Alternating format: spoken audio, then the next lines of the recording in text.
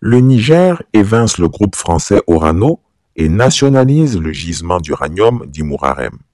Grande victoire pour le peuple nigérien et pour Chris Yapi.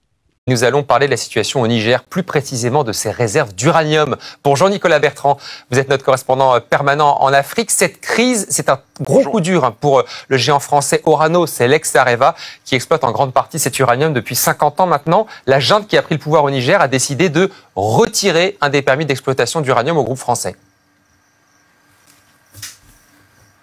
Oui, bonjour, exactement. C'est un terrible revers pour le groupe Orano qui appartient, je vous le rappelle, à 90% à l'État français. Il s'apprêtait à exploiter une nouvelle mine d'uranium colossale, considérée comme l'un des gisements les plus importants de la planète. 34 000 tonnes d'uranium. Mais voilà, la junte au pouvoir au Niger depuis maintenant un an a décidé de retirer le permis d'exploitation d'Orano. Le groupe français avait déjà investi dans ce projet près d'1 milliard d'euros qui partent en fumée, en quelque sorte, tout simplement, même si des recours sont encore possibles. Alors pourquoi ce retrait? Officiellement, pour des manquements contractuels, ça c'est la version de la junte, mais on voit bien ce qui se joue derrière tout ça. C'est un peu le dernier chapitre de ce bras de fer diplomatique entre la France et le Niger. Il y a d'abord eu, vous vous en souvenez, l'expulsion des soldats français, c'était il y a bientôt un an, et puis l'expulsion de l'ambassadeur de France, et maintenant le retrait de ce permis d'exploitation pour Orano. Tout ça est bien sûr directement lié aux tensions diplomatiques, puisque Paris refuse toujours de reconnaître la junte militaire qui a pris le pouvoir au Niger. Et Nicolas, quel sera l'impact pour la France, plus particulièrement pour sa souveraineté énergétique ? Eh bien écoutez, aujourd'hui l'uranium venu du Niger représente un peu plus de 15% de la production totale d'Orano. C'est une part importante. Là on parle vraiment de l'approvisionnement des centrales nucléaires françaises, dont de l'électricité française. Mais la majeure partie de l'uranium français vient du Kazakhstan et du Canada. Et Orano cherche aujourd'hui, après ce coup dur, à diversifier davantage ses sources d'uranium et travaille sur de nouveaux projets en Mongolie ou en Ouzbékistan. Donc dans l'immédiat, en tout cas, il ne semble pas y avoir de danger de pénurie d'uranium dans les centrales françaises. Le groupe français Orano, anciennement Areva, s'est vu retirer son permis d'exploitation de la mine d'Imourarem par les autorités nigériennes. Pour rappel, ce site est l'un des plus grands gisements d'uranium au monde, avec des réserves estimées à 200 000 tonnes. Environ un quart de l'approvisionnement en uranium naturel des centrales nucléaires européennes en 2022 provenaient du Niger, le deuxième pays derrière le Kazakhstan et devant le Canada. Qui se souvient de la grosse enquête approfondie que j'avais faite sur le sujet, démontrant sans jamais être démenti que Mahamadou Issoufou, Alassane Ouattara et Emmanuel Macron avaient des parts d'actions cachées dans cette affaire d'uranium du Niger. D'ailleurs, c'était l'une des raisons pour lesquelles la France et le dictateur ivoirien poussaient de toutes leurs forces pour une agression militaire contre ce pays, pour ne pas perdre l'uranium. Je republierai cette enquête pour vous rafraîchir la mémoire. Ils imaginaient une opération comme ce fut le cas en Libye. Je suis très heureux de l'issue de ce dossier. Je souris quand j'entends ces derniers temps, depuis le coup d'État, dire que la France n'a pas besoin de l'uranium du Niger. Il faut peut-être, c'est une sorte d'insulte à la vérité.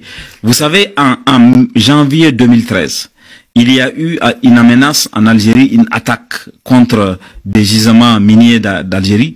La France a immédiatement dépêché des commandos d'opérations spéciales pour protéger les mines d'uranium au Niger, en raison de leur caractère stratégique pour la France. C'était en janvier 2013. En mai 2013, 2 filiales de Orano, qui étaient à l'époque Areva, ont été attaquées au Niger, dans le nord du Niger, à Arlit, dans la région d'Arlit. La France a envoyé des commandos pour neutraliser les terroristes qui étaient venus attaquer. Et la même chose à Agadez, elle a envoyé des commandos qui étaient venus délivrer. Donc, et ça, c'est parce que cet uranium-là a un rôle stratégique et la France sait qu'elle a des intérêts là-bas. Dernièrement, quelques semaines avant le coup d'État, la France a signé avec le Niger un accord sur la mine d'Imourarem qui va produire 5 000 tonnes à terme, en tout cas les prévisions initiales, 5 000 tonnes d'uranium par an, investissement de l'ordre de 1 milliard d'euros. Tout ça, c'est parce qu'il y a des intérêts. C'est pas simplement parce qu'on veut faire la charité au Niger ou aux Nigériens. C'est parce qu'il y a des intérêts français là, et c'est important. C'est pas parce qu'il y a eu le coup d'État qu'on va dire que non, que tout ça ne représente rien du tout. Le Niger a une très grande part. Et je pense que souvent, les gens oublient vite l'histoire. Lorsque le Niger a accédé à l'indépendance et qu'on a commencé l'exploitation, la France a signé un accord pour être l'acheteur exclusif. C'est-à-dire que au moment où l'accord a été signé, le Niger ne pouvait pas vendre à d'autres clients. Et pendant longtemps, jusqu'à ce que le président Tandja arrive au pouvoir et crée la société du patrimoine du Niger, la Sopamine, l'uranium du Niger était revendu par Areva qui donnait au Niger sa part. Et on était même arrivé à un niveau où, parce que le Niger n'avait pas l'expertise, c'est Areva qui disait aux Nigériens, on a sorti 3000 tonnes, ça peut être 5000. Mais le Niger n'avait pas les moyens de contrôle.